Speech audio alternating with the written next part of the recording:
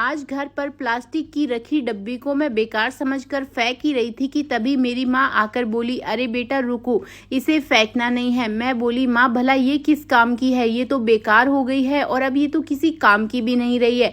तो मेरी माँ ने बताया कि इससे हम ढेर सारे पैसे बचा सकते हैं और ढेर सारा समय भी बचा सकते हैं। मैं बोली, माँ ऐसा कैसे हो सकता है, भला बेकार प्लास्टिक की डब्बी से कोई कैसे पैसे बचा सकता है। तो उन्होंने बताया कि हमें बस सिर्फ प्लास्टिक की ये डब्बी लेनी है और एक फोक लेनी है, गैस को ऑन कर देना है और फोक को गर्म कर लेना है और उसके बाद कुछ इस तरीके से इसमें छेद कर लेने हैं।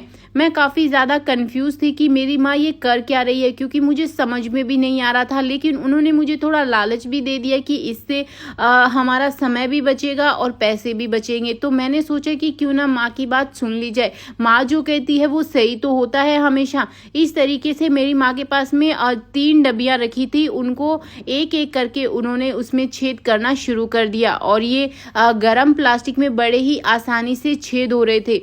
लेकिन अभी भी मुझे समझ में नहीं आ रहा था कि क्या हो रहा है। तो दोस्तों, क्या आपको समझ में आ रहा है? फटाफट से कमेंट कर दीजिए और साथ ही साथ ये कमेंट करके ज़रूर बताना कि आप ये वीडियो कहाँ से देख रहे हैं, ताकि हम आपका थैंक्स कर सके। पिछला थैंक्स जाता है रूबीना जी को झारखंड से और सुनीता जी को दुबई से। कुछ इस तरीके से तीनों डब्बी में अच्छे से मेरी माँ ने छेद कर दिया। उसके बाद मैंने पूछा कि अरे माँ, अब इनको क्या करना है।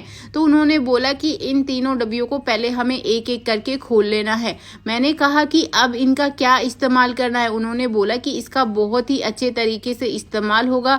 एक बार तुम इस तरीके से इस्तेमाल कर लोगी तो कभी भी प्लास्टिक की ये जो डब्बियाँ होती है ना, उनको नहीं फेंकोगी। मैंने कहा, अरे ये क्या, अब आप इसमें नमक क्यों डाल रही हो? और तो फिर मेरी माँ ने बताया कि हाँ, अब हमें तीनों डब्बियों में एक एक करके नमक डालना है। मैंने कहा, भला नमक कौन डालता है, ऐसे तो हमारा नमक भी वेस्ट हो जाएगा। तो मेरी माँ ने बताया कि नहीं बेटा, ये वेस्ट नहीं होगा, बल्कि इसकी हम एक बहुत ही कमाल की टिप बताने वाले हैं। तो मैंने कहा कि अरे अब इसमें हैंड वॉश क्यों डाल दिया। तो उन्होंने बताया कि अरे अगर हैंड वॉश है तो हैंड वॉश ही डालेंगे, फिलहाल हमारे पास में सॉफ्टनर नहीं है, वरना हम इसमें सॉफ्टनर भी डाल देते।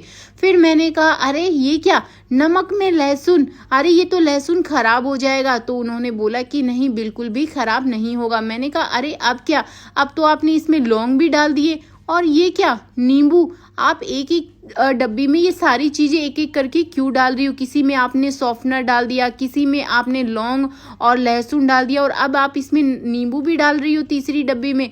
मुझे तो कुछ भी समझ में नहीं आ रहा है कि आखिर ये हो क्या रहा है। और इस तरीके से आपने डब्बियों को बंद भी कर दिया है। तो उन्होंने बताया कि बेटा हाँ, आज जैसे कि मैंने तेरे को बताया कि बहुत ही कमाल की टिप होने वाली है। तो मैंने कहा, अब तो बता दो कि अब आप इसका करने क्या वाली हो। इन तीनों डब्बियों को माँ ने अच्छे से बंद कर दिया और इस तरीके से उन्होंने सबको हाथ में ले लिया और बोला कि चलो मेरे साथ में, अब मैं तुम्हें बताती हूँ। मैंने कहा, अरे ये क्या? तो उन्होंने बताया कि लौंग और इसमें मैंने लहसुन डाला था।